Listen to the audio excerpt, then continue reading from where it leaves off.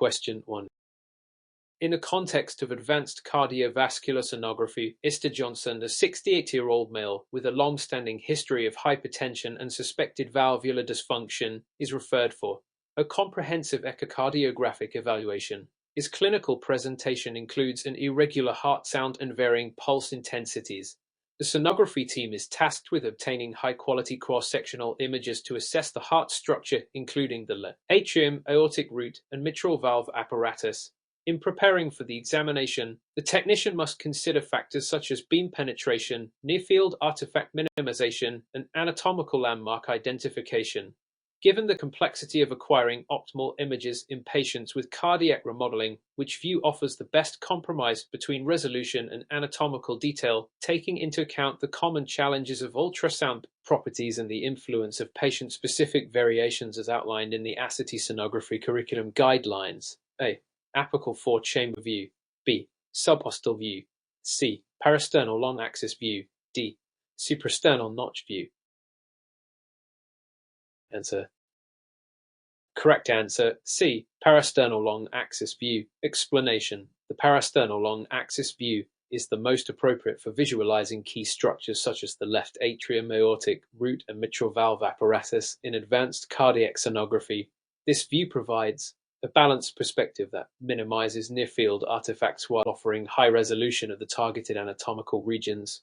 The ASRT guidelines emphasize the importance of views that maximize anatomical clarity, especially in patients with cardiac remodeling where beam divergence and artifact issues may compromise other views. In contrast, the apical four-chamber view, although useful for overall function, may not provide the same focused detail. The subpostal view can be limited by patient habitus, and the suprasternal notch view is more useful for proximal great vessel evaluation rather than detailed cardiac structure assessment.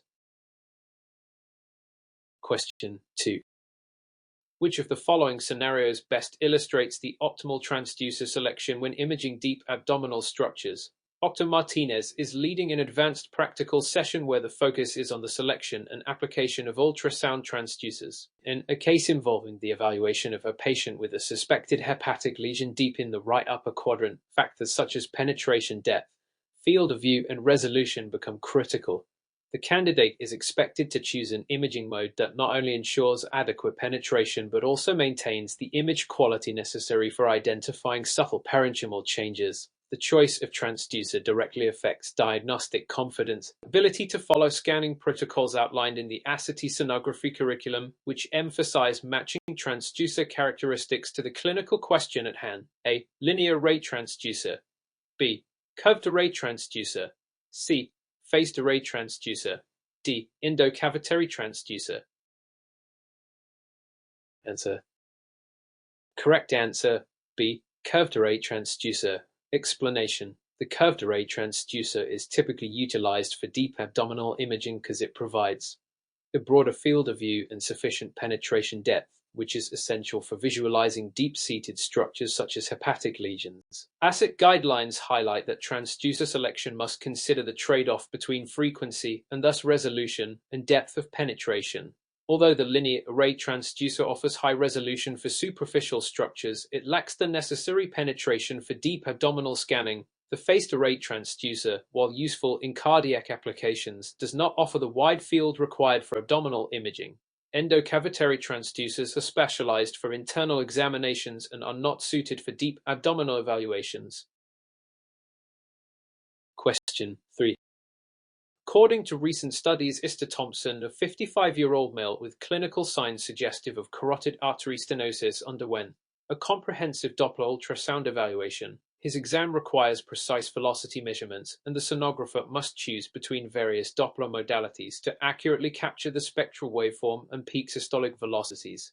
Given the need for focused interrogation of the carotid artery with facial sampling volume, which Doppler technique offers the best balance between spatial specificity and velocity accuracy in line with the advanced principles outlined in the ASRT sonography curriculum. A. Continuous wave Doppler. B. Power Doppler. C. Color Doppler. D. Pulse wave Doppler. Answer. Correct answer, D. Pulse wave Doppler. Explanation. Pulse wave Doppler is the preferred technique for obtaining precise localized velocity measurements and detailed spectral analysis, which is paramount in evaluating carotid stenosis. This modality allows the operator to select a specific range gate and interrogate only the targeted segment of the vessel, thereby providing accurate data on blood flow dynamics. In contrast, continuous Doppler lacks spatial resolution. Power Doppler does not provide spectral analysis, and color Doppler, while useful for visualizing overall flow patterns, may not offer the accuracy needed for quantifying peak velocities. The ASRT curriculum underscores the importance of matching the Doppler technique to the clinical scenario to avoid misinterpretation and ensure diagnostic accuracy. Question 4. From the perspective of advanced sonographers, the identification and mitigation of artifacts are essential in achieving diagnostic clarity. Consider a scenario where a patient's deep abdominal imaging reveals misleading echoes that do not correspond to any anatomical structure. These echoes are suspected to be beam width artifacts, which occur due to the finite width of the ultrasound beam, resulting in signal smearing and the misrepresentation of structures. Correct for these limitations. Which of the following adjustments is most effective in minimizing beam width artifacts by optimizing the ultrasound system settings and improving the spatial resolution as recommended by the ASRT sonography curriculum? A. Adjusting focal zones and using harmonic imaging. B. Increasing overall gain settings. C. Utilizing broader beam width. D. Reducing transducer frequency indiscriminately. Answer. Correct answer. A. Adjusting focal zones and using harmonic imaging. Explanation. Adjusting the focal zones to ensure that the beam is most narrow at the depth of interest and incorporating tissue harmonic imaging are effective methods to minimize beam width artifacts. These techniques improve image resolution and clarity, as detailed in the ASRT curriculum on ultrasound artifacts and image optimization. Increasing gain settings or using a beam width would likely exacerbate the issue, while reducing the transducer frequency without targeted adjustments could lead to loss of resolution. The curriculum emphasizes that appropriate manipulation of focal zones and the use of advanced imaging modes such as harmonic imaging are critical strategies in addressing artifact-related challenges in high-end sonographic practice. Question 5. According to recent case studies, Ms. Richards, a 47-year-old female presenting with recurrent right upper quadrant pain and suspected gallbladder pathology, requires a meticulous sonographic evaluation of her abdominal organs. The sonographer must contend with challenges such as patient respiration, bowel gas interference, and anatomical variations that can hinder optimal visualization of the liver, gallbladder, and biliary tree. To overcome these challenges, a dynamic and multiplanar scanning protocol is essential. Which of the following protocols, as endorsed by the ASRT sonography curriculum, offers the most comprehensive approach to overcome these obstacles and improve diagnostic accuracy in abdominal imaging? A. A fixed scanning protocol with single plane imaging. B. A dynamic and multiplanar scanning protocol including graded compression techniques. C. Exclusive use of transverse imaging with minimal patient movement. D. Use of sedation to reduce patient motion. Answer. Correct answer. B. A dynamic and multiplanar scanning protocol including graded compression techniques. Explanation. A dynamic and multiplanar scanning protocol that utilizes graded compression is best suited for abdominal imaging in challenging scenarios like Ms. Richards' case. This approach allows the operator to navigate around obstacles such as bowel gas and adjust for respiratory motion while obtaining images from multiple, thereby enhancing the detection of subtle pathological changes.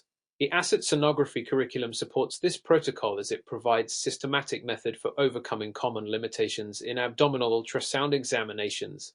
In contrast, fixed single-plane approach or reliance on sedation does not address the inherent variabilities in abdominal anatomy and may compromise image quality and diagnostic accuracy. Question 6. Based on the information provided, is Anderson, a 28-year-old expectant mother in her second trimester, is undergoing a high-resolution fetal anomaly scan. In this comprehensive exam, the sonographer must detect subtle congenital malformations, particularly in the fetal heart and skeletal structures. Advanced imaging techniques are required to visualize small details such as cardiac septal integrity and limb formation.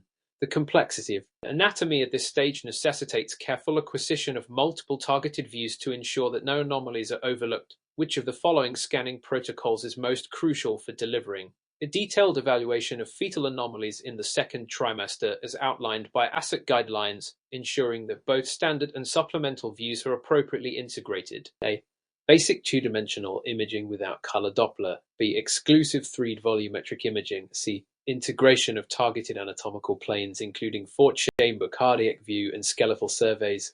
D. Reliance on maternal reports without thorough imaging. Answer.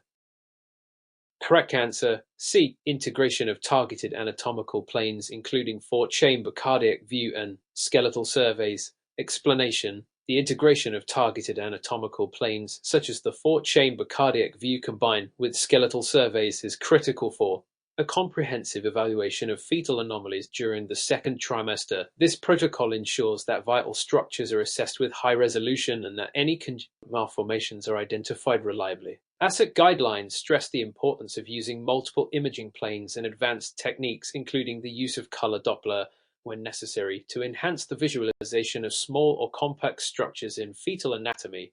Approaches that rely solely on TWAD imaging or 3D volumetric imaging without targeted assessment risk missing subtle defects. Thorough imaging is essential to ensure accurate and early detection of fetal anomalies. Question 7. With respect to the imaging of small parts and superficial structures such as the thyroid and breast, optimal image quality is paramount for accurate diagnosis. In a classroom discussion on small part sonography, the instructor emphasized that superficial tissues demand a unique imaging approach due to their shallow depth and the necessity for high resolution. The sonographer must consider frequency selection, transducer design, and advanced image processing techniques to differentiate between benign and malignant lesions. Which of the following practices best ensures optimal sonographic imaging for small parts, enhancing resolution and minimizing common artifacts, in line with the ASRT sonography curriculum? A. Utilizing deep penetration settings. B. Relying solely on grayscale imaging. C. Adjusting gain settings exclusively without transducer modifications. D. Using high-frequency linear transducers combined with tissue harmonic imaging. Answer. Correct answer. D. Using high-frequency linear transducers combined with tissue harmonic imaging. Explanation. For imaging superficial structures such as the thyroid and breast, high-frequency linear transducers provide the necessary resolution and when combined with tissue harmonic imaging further reduce artifacts. This combination enhances image clarity and diagnostic confidence by improving edge definition and reducing speckle noise. Sonography curriculum underscores that when evaluating small parts, the use of high-frequency probes is essential to capture fine anatomical details. Approaches that employ deep penetration settings or rely solely on grayscale imaging do not offer the image quality required for the subtle differentiation of pathologies in superficial tissues. Question 8. While examining peripheral arterial and venous structures using Doppler ultrasound, the sonographer faces the challenge of accurately distinguishing between normal and abnormal flow patterns to diagnose conditions such as deep vein thrombosis and arterial stenosis. Peripheral vascular imaging requires not only the identification of luminal narrowing or occlusion, but also an accurate assessment of flow velocities and spectral waveforms. With following techniques is paramount in differentiating pathological conditions from normal variants by combining both qualitative and quantitative assessments, as emphasized in the ASRT sonography curriculum. A. Utilizing spectral Doppler analysis in conjunction with color Doppler imaging. B. Relying exclusively on B-mode imaging. C. Using fixed transducer positions without patient repositioning. D. Relying solely on power Doppler imaging. Answer. Correct answer. A. Utilizing spectral Doppler analysis in conjunction with color Doppler imaging. Explanation. The integration of spectral Doppler analysis with color Doppler imaging is critical for a comprehensive evaluation of peripheral vascular flow. This combination allows the sonographer to assess both the qualitative distribution of blood flow and the precise quantitative measurements of velocity and waveform morphology. ASRT guidelines advocate for a multimodal approach in vascular imaging to enhance diagnostic accuracy, particularly in differentiating normal flow patterns from those associated with deep vein thrombosis, stenosis, or occlusion. Sole reliance on B-mode, fixed positions, or power Doppler does not provide sufficient information for accurate diagnosis in complex vascular assessments. Question 9. Throughout the course of routine sonographic examinations, Ms. Smith, an experienced sonographer, underscores the crucial role of equipment maintenance and quality control to ensure diagnostic reliability. During a busy clinical day, she notices intermittent image distortions and erratic transducer performance while scanning several patients. Recognizing the potential risks of poor image quality on clinical decisions, she must determine the appropriate course of action to troubleshoot and rectify these issues. Based on the ASRT sonography curriculum and recommended quality assurance protocols, which of the following steps should be prioritized to identify and correct the problem? By safeguarding the integrity of patient examinations. A. Relying on patient feedback for equipment performance. B. Ignoring the minor image distortions. C. Conducting routine quality assurance tests and calibrating transducer performance. D. Replacing the entire ultrasound system immediately. Answer. Correct answer. C. Conducting routine quality assurance tests and calibrating transducer performance. Explanation. Routine quality assurance tests and the calibration of transducer performance are critical components of ultrasound equipment maintenance.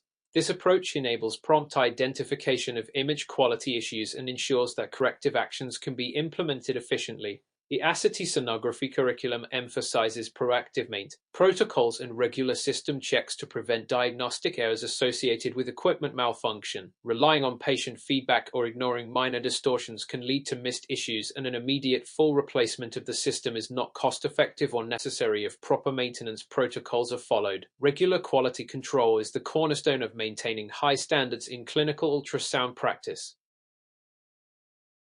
Question 10.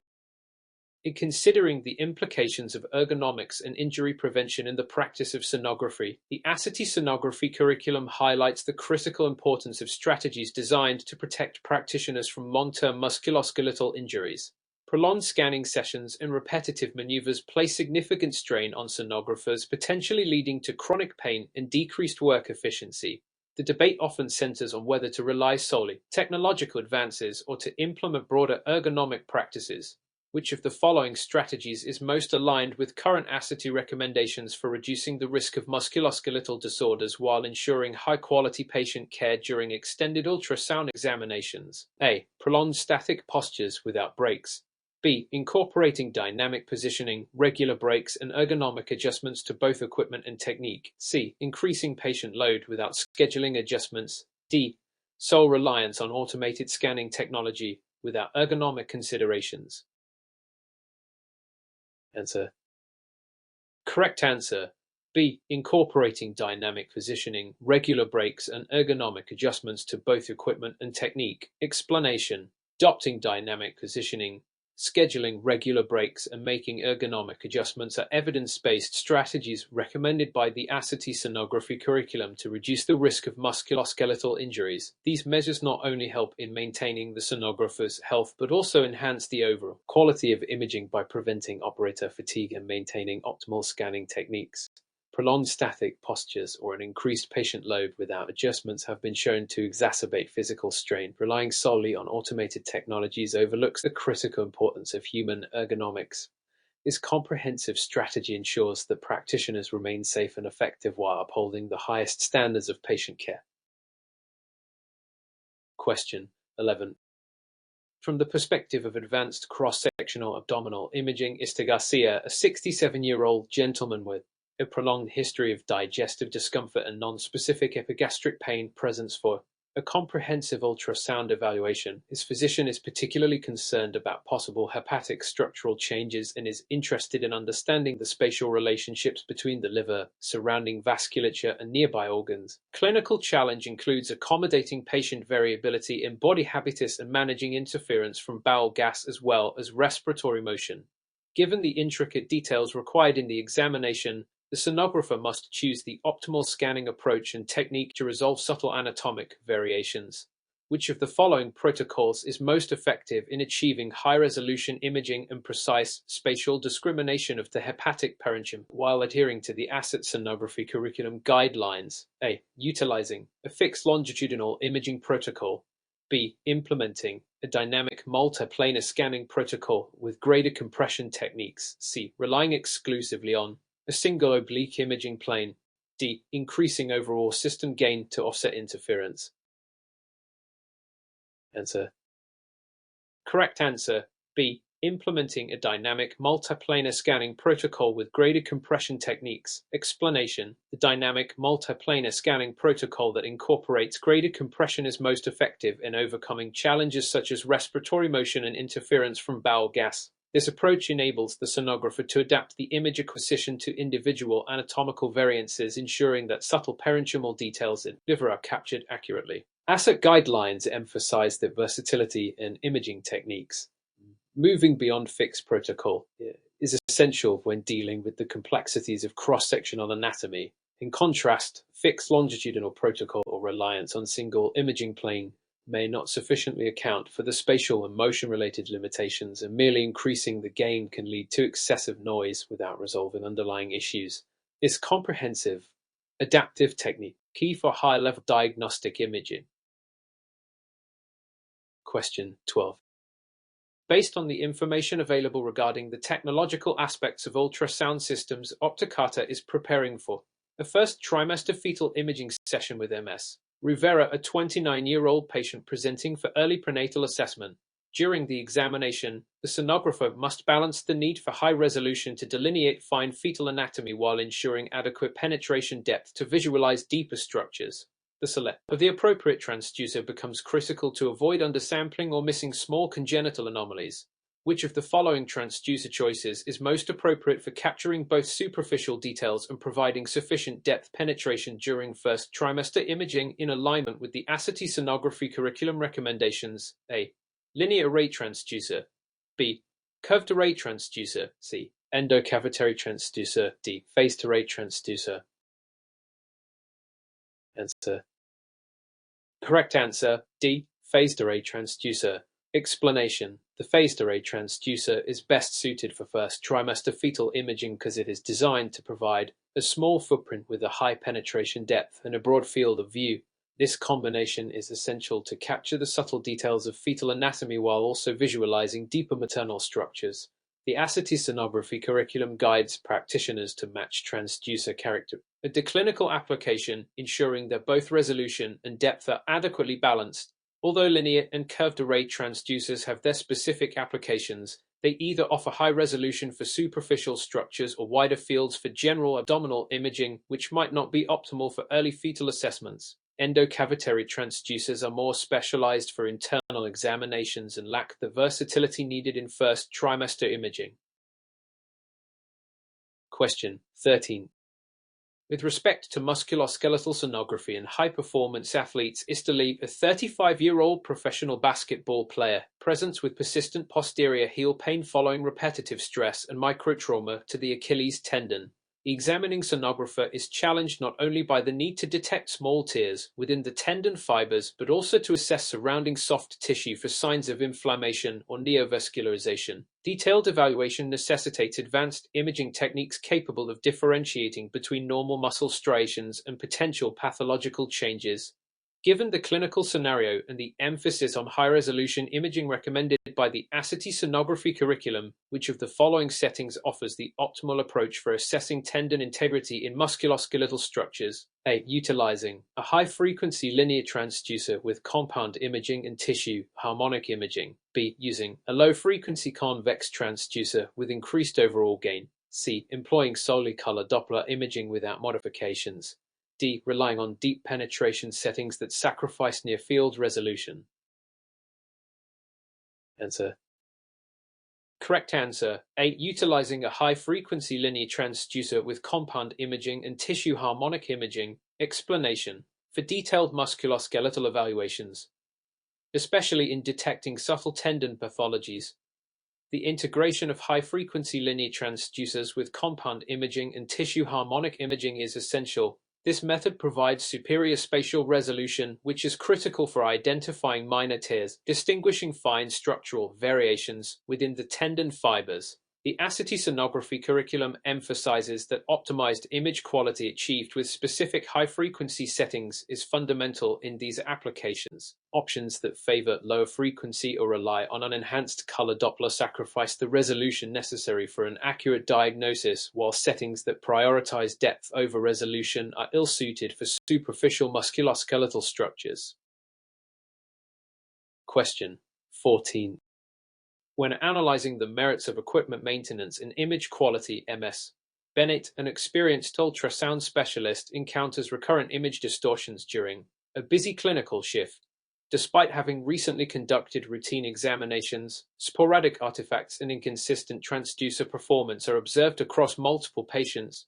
Given the critical impact of consistent imaging quality on diagnostic confidence and patient outcome, it becomes imperative to address potential technical issues through established quality control measures. In line with recommendations from the ASRT sonography curriculum, which of the following steps should be prioritized immediately to resolve these intermittent issues and ensure the ultrasound system's performance is optimized? A. Ignoring the minimal distortions and proceeding with the examinations. B. Relying solely on immediate feedback from patients regarding image quality. C. Implementing routine quality assurance tests and calibrating the transducer performance. D. Replacing the entire ultrasound system without further diagnostics. Answer.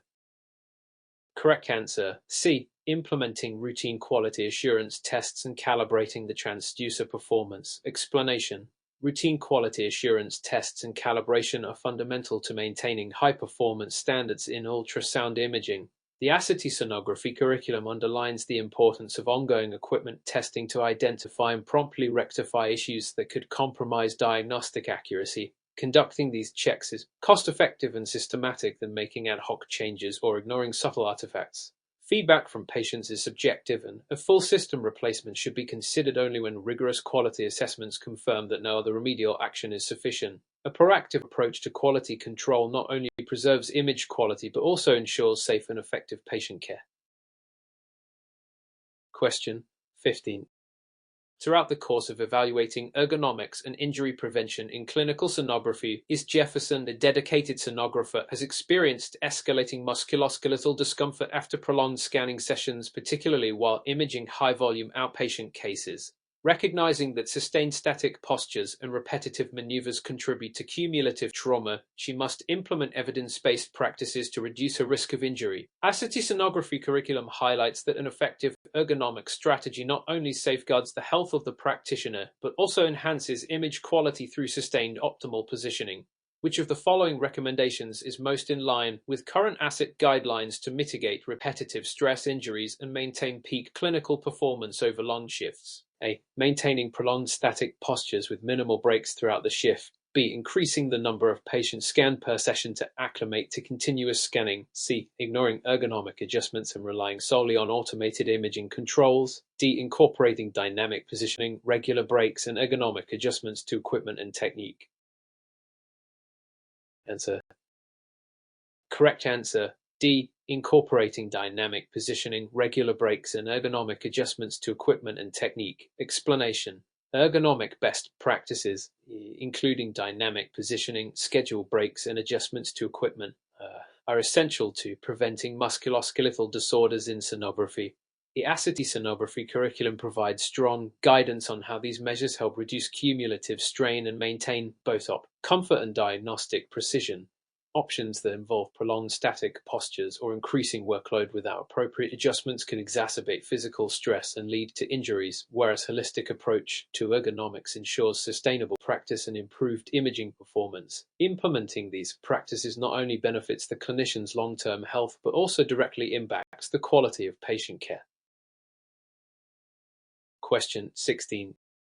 In the context of sonographic evaluation of gynecologic pathologies (MS), Wallace, a 34-year-old patient presenting with chronic pelvic pain and irregular menstrual cycles, is scheduled for an in-depth transvaginal ultrasound. The goal is to assess potential ovarian cysts, uterine fibroids, and other pelvic abnormalities with high spatial resolution and diagnostic certainty. Given the intimate nature of pelvic imaging and the detailed visualization of adnexal structures, the sonographer must adopt a protocol that maximizes anatomical detail while minimizing artifact formation. Which of the following scanning approaches is most effective for obtaining comprehensive gynecologic images as recommended by the ASRT sonography curriculum? A. Relying solely on abdominal imaging with a curvilinear probe. B. Utilizing a combination of transvaginal and transabdominal scanning techniques along with multiplanar imaging for enhanced resolution. C. Exclusive use of 3D volumetric imaging without supplemental TWAD views. D. Conducting the exam based entirely on patient palpation reports without extensive imaging. Answer. Correct answer. B. Utilizing a combination of transvaginal and transabdominal scanning techniques along with multiplanar imaging for enhanced resolution. Explanation.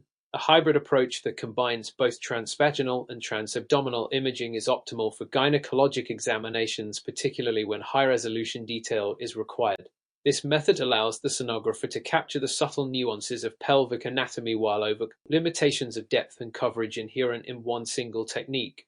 The ASRT sonography curriculum stresses the importance of integrating various scanning methods to obtain a complete anatomical overview, particularly in complex cases involving the uterus, ovaries, and adnexa. Relying on a single modality or dismissing supplemental views may lead to incomplete evaluations and misdiagnoses.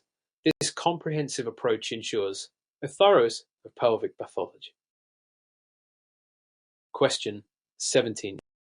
With respect to diagnosing peripheral arterial disease (PAD) in patients with suspected lower extremity vascular compromise, Mr. Ramirez, a 72-year-old diabetic patient, presents with intermittent claudication and reduced pedal pulses. The sonographic evaluation requires a detailed assessment of both arterial luminal integrity and blood flow patterns to determine the extent of stenosis or occlusion. Given the complexity of hemodynamics in peripheral vessels and the need for both qualitative and quantitative data, which combination of imaging modalities provides the most accurate diagnosis of PAD, following the best practices outlined in the ASRT sonography curriculum. A. Exclusive reliance on B-mode imaging to visualize vessel walls. B. Usage of powered Doppler imaging only for blood flow evaluation. C. Integrating spectral Doppler analysis with color flow imaging for precise velocity and flow pattern assessment. D. Applying fixed transducer positions without dynamic patient repositioning. Answer.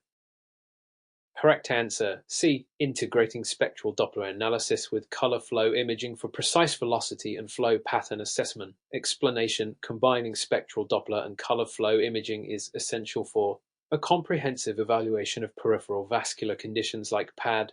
Spectral Doppler allows the acquisition of quantitative data such as peak systolic velocities and waveform morphology, while color flow imaging offers a qualitative overview of blood flow distribution. This dual approach is specifically recommended by the ASRT sonography curriculum to differentiate between normal vascular flow and hemodynamically significant lesions. Other approaches, such as relying solely on B-mode or powered Doppler imaging, do not provide the full scope of detail necessary for accurate diagnosis. Dynamic positioning further enhances imaging by allowing better visualization of vascular segments under variable conditions.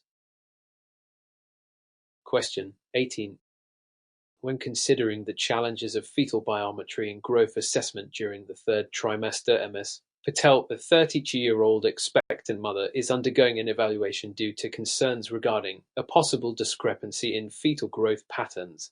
The complexity of assessing fetal size and anatomy at this stage requires a comprehensive approach that integrates precise caliper measurements, standardized anatomical views, and comparison with norm growth charts. This detailed evaluation must account for factors such as fetal position, maternal habitus, and operator technique. Which of the following protocols is most crucial for accurately evaluating fetal biometry and ensuring reliable growth assessments as highlighted by the ASRT sonography curriculum? A. Integration of multiple biometry measurements with standardized growth charts in comparison against established reference ranges. B. Relying solely on qualitative 3D volumetric imaging without caliper validation. C. Exclusive use of a single measurement plane to expedite the exam. D. Using arbitrary measurement techniques based only on operator experience. Answer. Correct answer. A. Integration of multiple biometry measurements with standardized growth charts in comparison against established reference ranges. Explanation. For precise fetal biometry in the third trimester, a protocol that integrates a series of measurements, such as head circumference, abdominal circumference, and femur length, with standardized growth charts is paramount.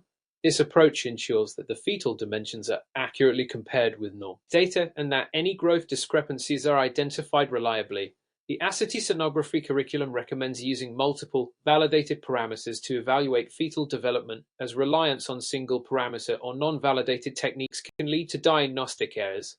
This comprehensive approach is essential for ensuring the consistency and reliability of growth assessments.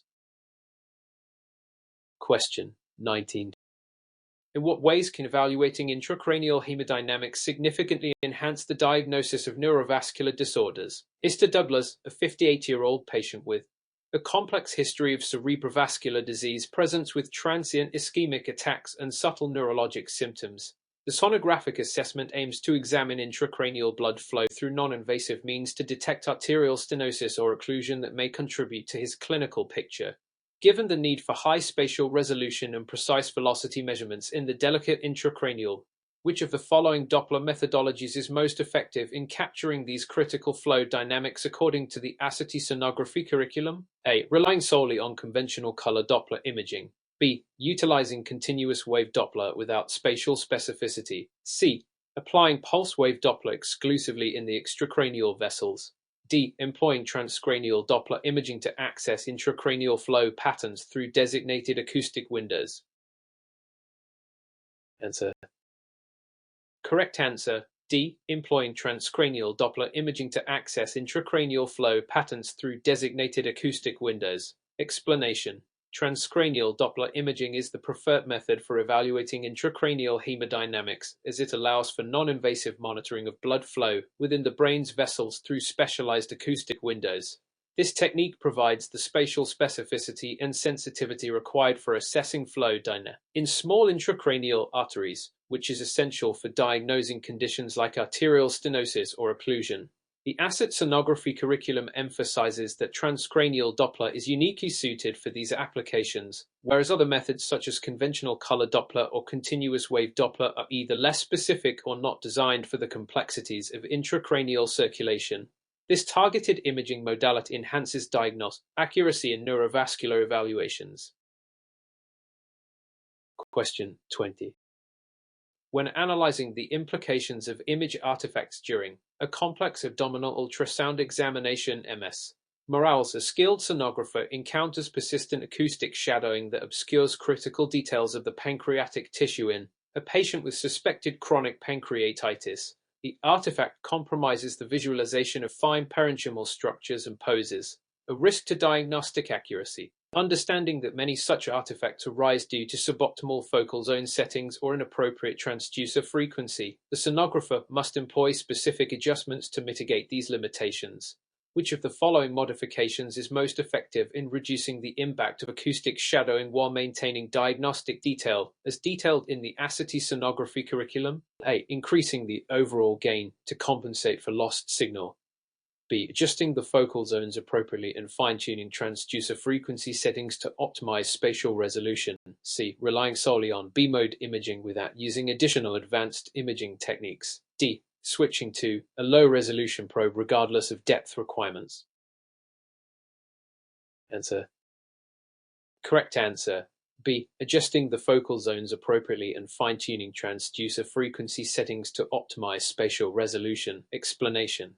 Fine-tuning the ultrasound system's focal zones and transducer frequency settings is critical for mitigating artifacts such as acoustic shadowing. Adjusting these parameters ensures that the beam is optimally focused on the region of interest, thereby enhancing spatial resolution and reducing shadow artifacts.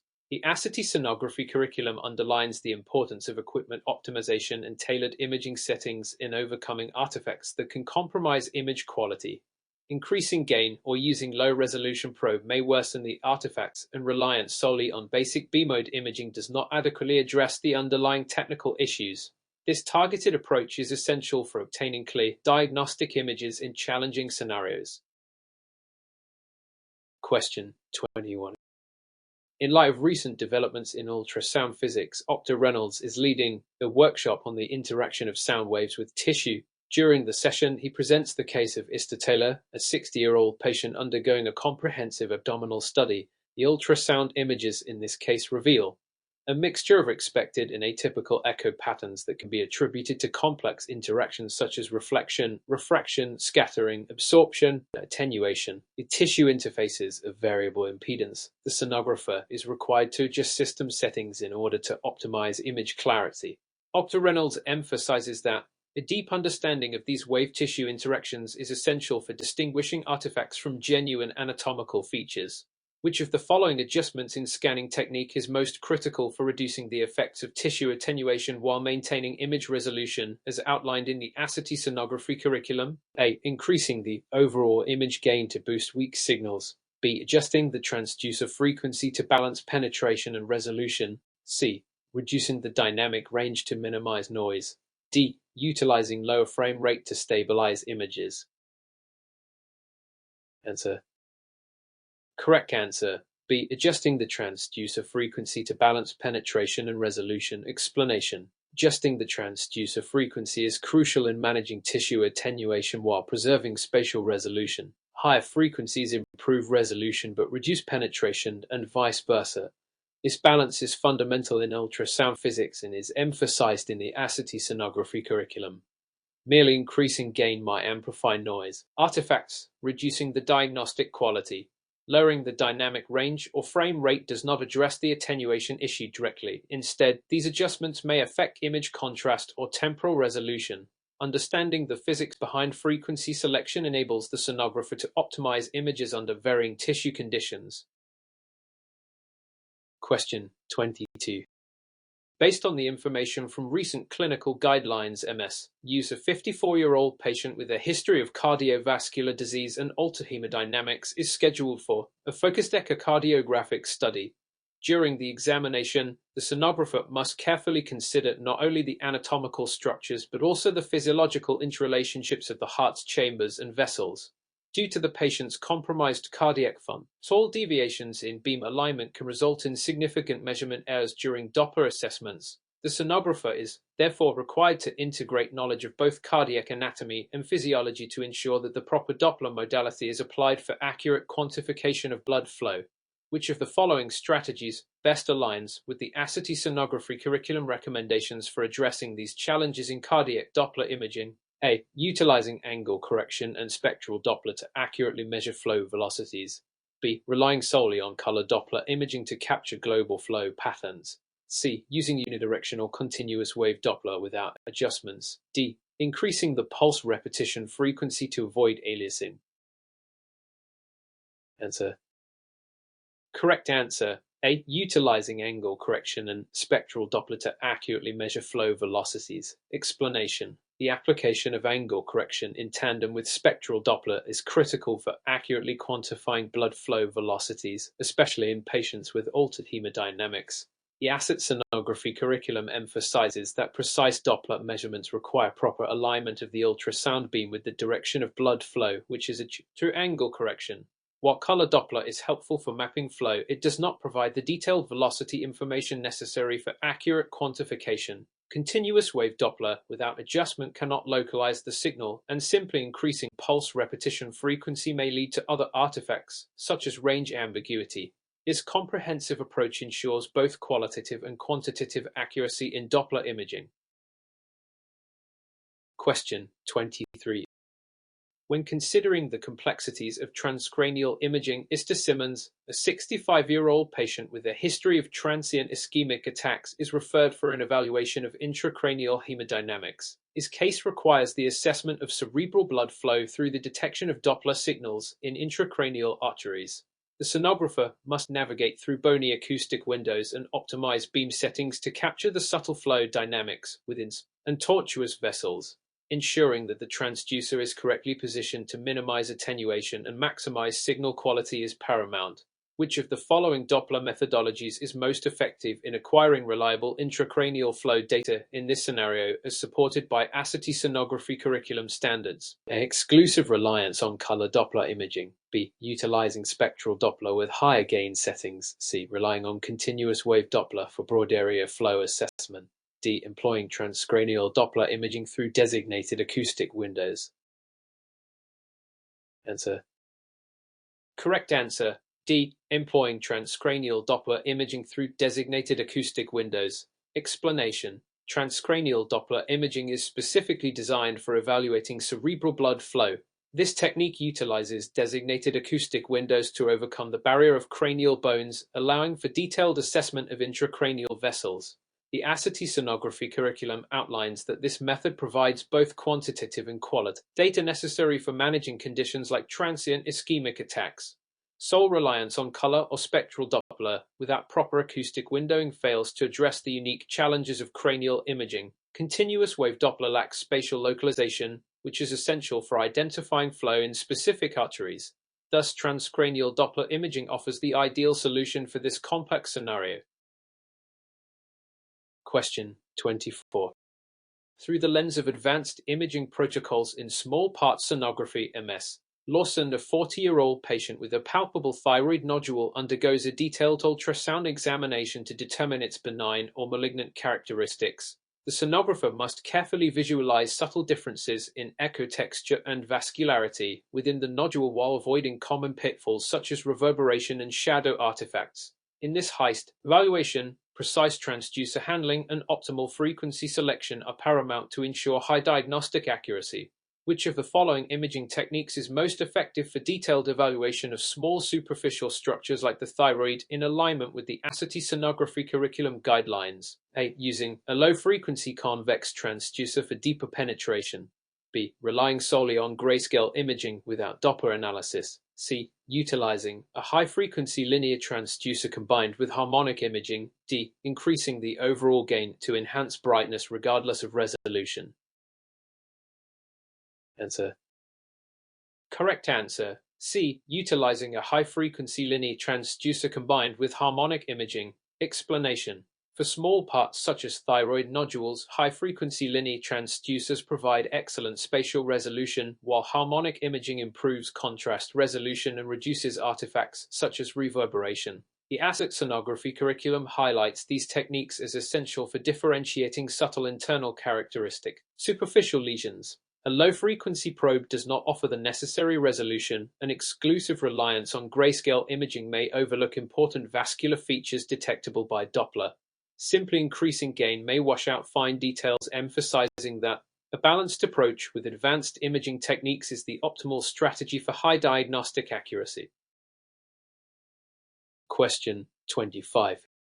During an advanced abdominal ultrasound session, Mr. Patel, a 62-year-old patient with suspected adrenal pathology, presents a diagnostic challenge due to both deep retroperitoneal location and the presence of surrounding bowel gas. The sonographer must develop a scanning strategy that permits clear visualization of the adrenal glands while minimizing interference from overlying structures. Dr. Anderson, the supervising radiologist, highlights the importance of customizing scanning protocols to individual patient anatomy as per the ASRT sonography curriculum.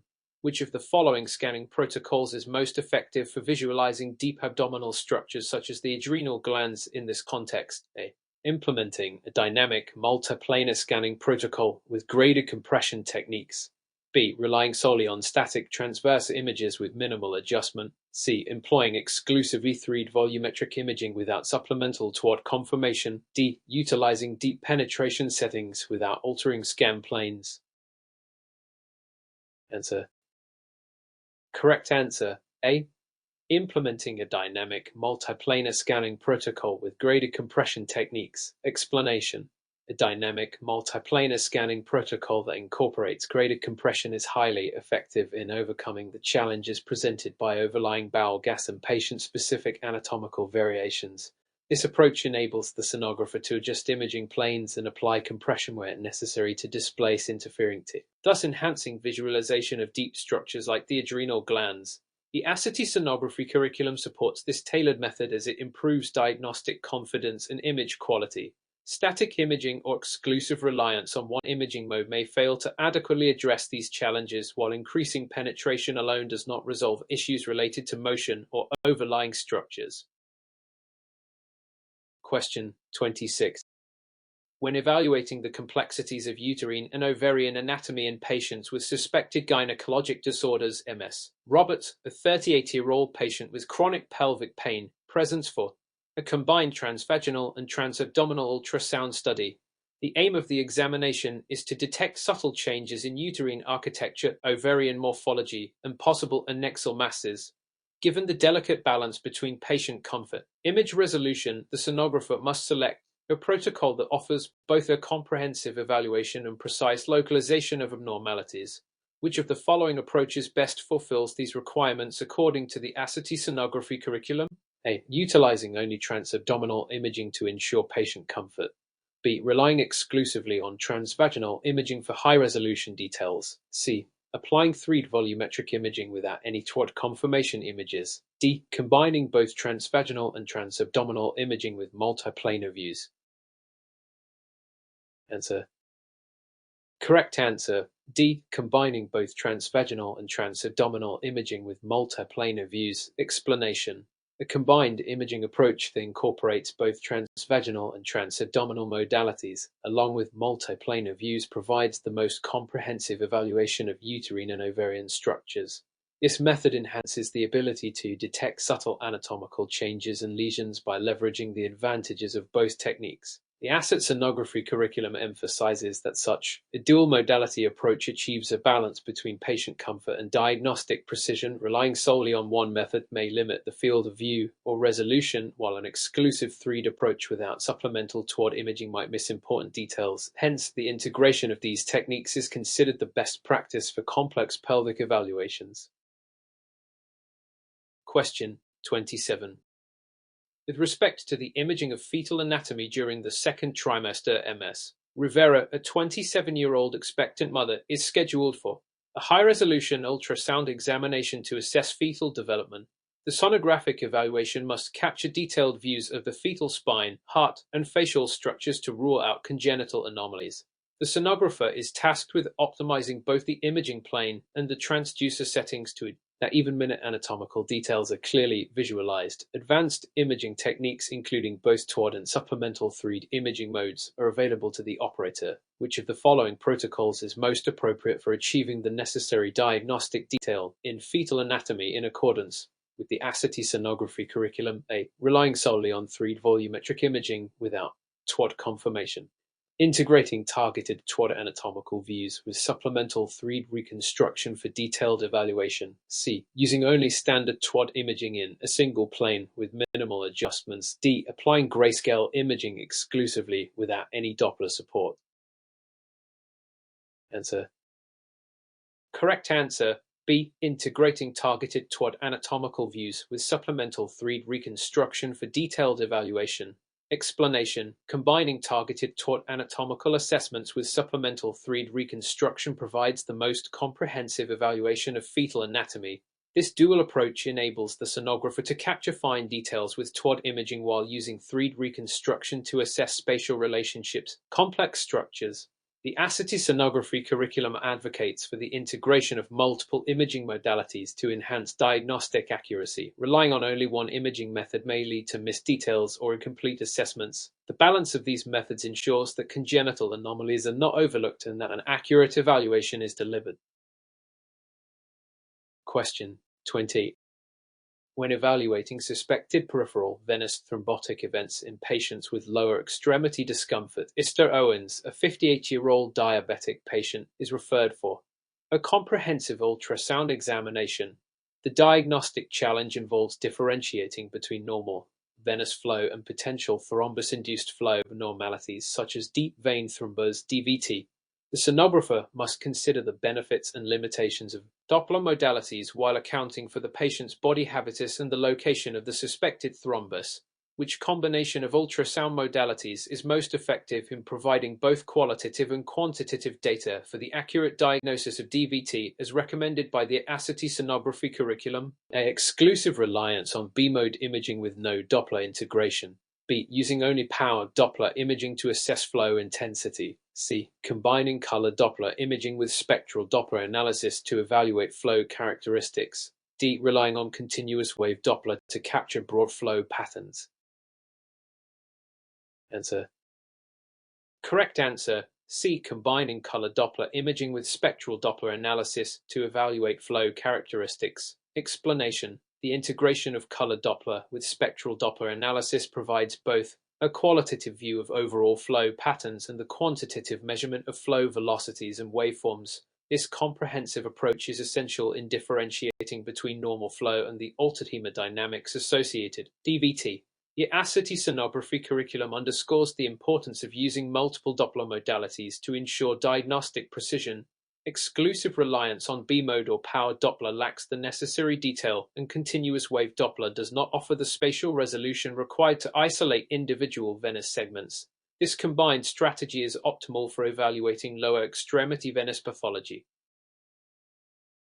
Question 29.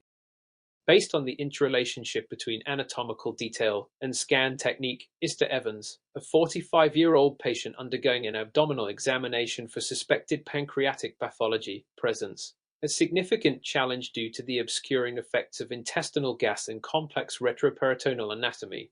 The sonographer must implement scanning strategies that maximize the visualization of deep structures while minimizing interference surrounding tissues. The ASRT sonography curriculum emphasizes the importance of dynamic imaging techniques in overcoming such barriers.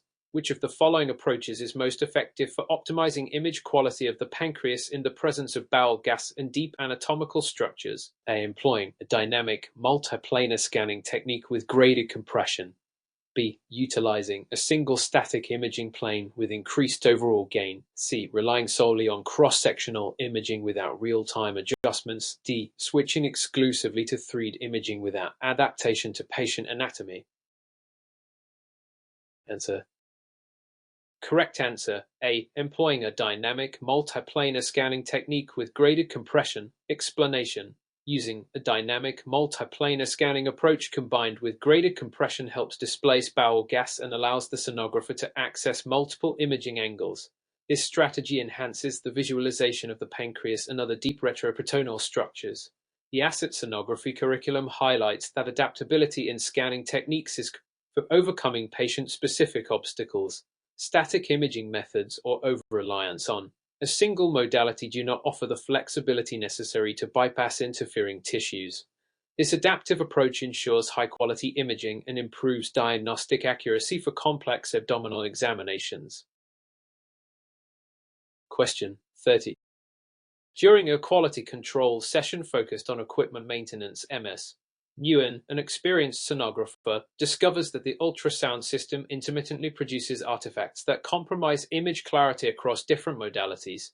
These artifacts include speckle noise and shadowing that may lead to misinterpretation during clinical assessments. Recognizing the potential risk to patient care (MS), Nguyen must determine the most effective method troubleshooting in resolving these issues in accordance with ASRT standards. Which of the following actions is the most appropriate first step to identify and rectify the underlying technical problem? A. Immediately increase the system's gain settings to mask the artifacts. B. Inform patients to disregard minor artifacts during examinations.